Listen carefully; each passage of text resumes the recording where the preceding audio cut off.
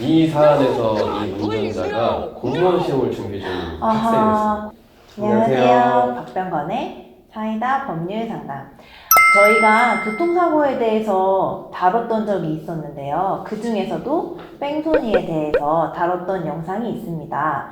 그걸 보시고 많은 분들이 의뢰를 주셨어요. 그래서 추가적으로 저희가 궁금한 것들 한번 다시 보고, 그리고 성공 사례, 의뢰 주신 건이 무사히 잘 성공 사례로 남은 건들에 대해서 여러분들에게 소개를 해드리고, 그런 상황이 또 닥쳤을 때 나는 어떻게 해야 되는지 한번 알아보는 시간을 갖도록 하겠습니다. 그러면 뺑소니가 뭐였죠?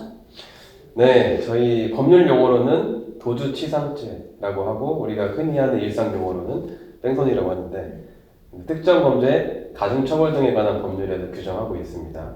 차량의 운전 등으로 교통사고를 일으켜서 피해자가 사상하는 등의 결과가 발생했는데 피해자를 구호하는 등의 조치를 취하지 않고 갔을 때를 우리가 이제 뺑소니라고 하죠.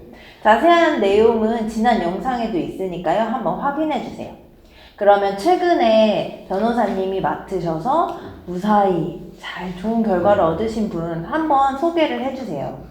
잠깐 간략하게 사실관계를 설명을 드리면은 차량이 지나가는데 그 옆에 이제 서 있는 사람이 있었습니다. 그런데 이 차량의 운전석 쪽 뒷면 부분으로 살짝 스친 거죠. 근데 당시 야간이었어요. 네. 야간이었으니까 옆에 인도에 서 있는 사람이었는데 차량에 살짝 스쳤습니다. 사실 운전자는 몰랐습니다.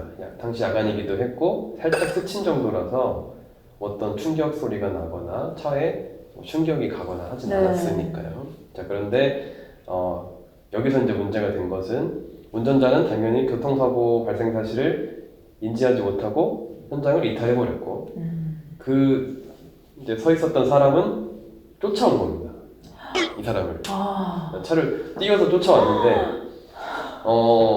운전자가 그렇게 과속해서 간 것도 아니거든요. 그러니까 쫓아올 정도면 네 그랬겠네요.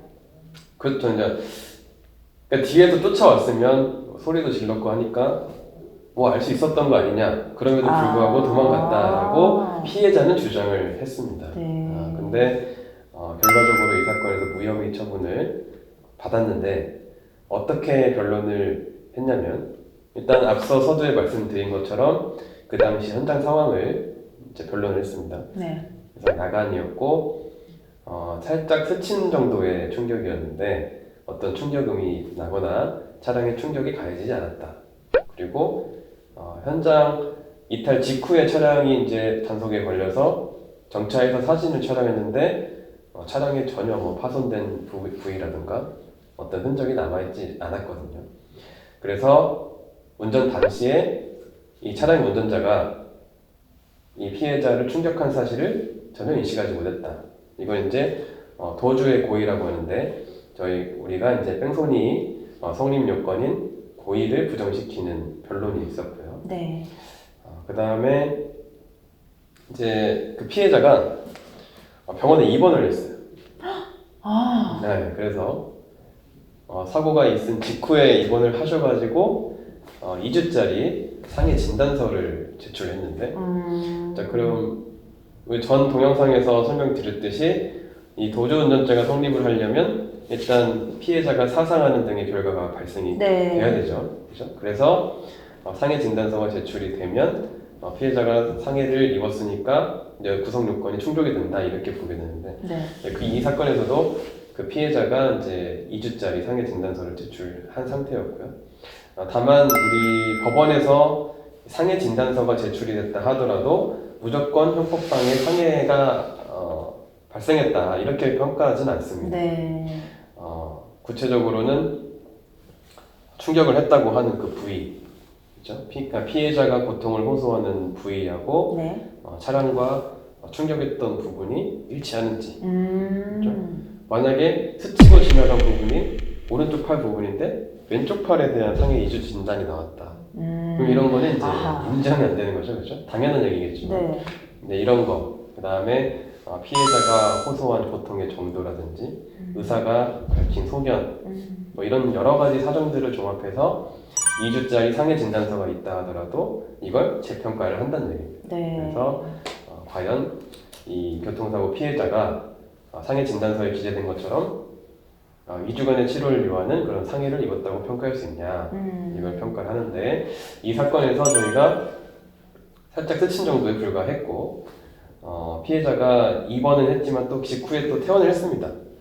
그리고 의사 소견으로도 특별한 이상은 없었다. 이런 내용들이 나오게끔 저희가 밝혀서 결국 상해도 인정되지 않았어요. 어떻게 보면 이건 역으로 사기지 않을까요?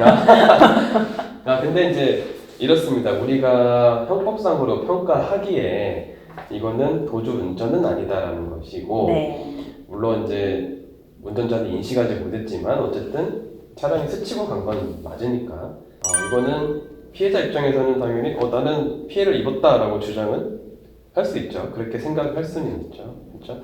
다만 법률상으로 뺑소니 도주 운전죄는 아니다 이렇게 평가가 된 거기 때문에 네.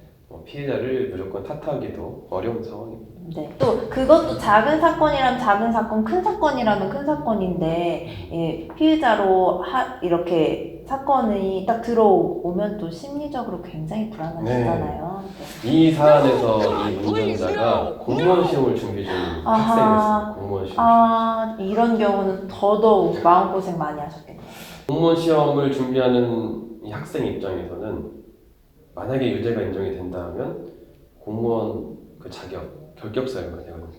그러니까 물론 사고 자체는 경미했습니다. 살짝 스치고 간 정도였지만 어쨌든 혐의를 받고 조사를 받는 과정에서 어마어마하게 네. 위축이 된 거죠. 네. 내가 이제 공무원도 못 되는구나 이렇게 낙심을 하셨었는데 다행히 무혐의를 받아서 전혀 공무원 시험에 지장이 없었고 그리고 저희가 사례를 여러 개를 보면은 꼭 이분뿐만 아니라 이렇게 특가법, 뺑소니, 도주운전죄 혐의를 받는다는 것 자체가 네. 상당한 심리적인 그 압박감이 셉니다.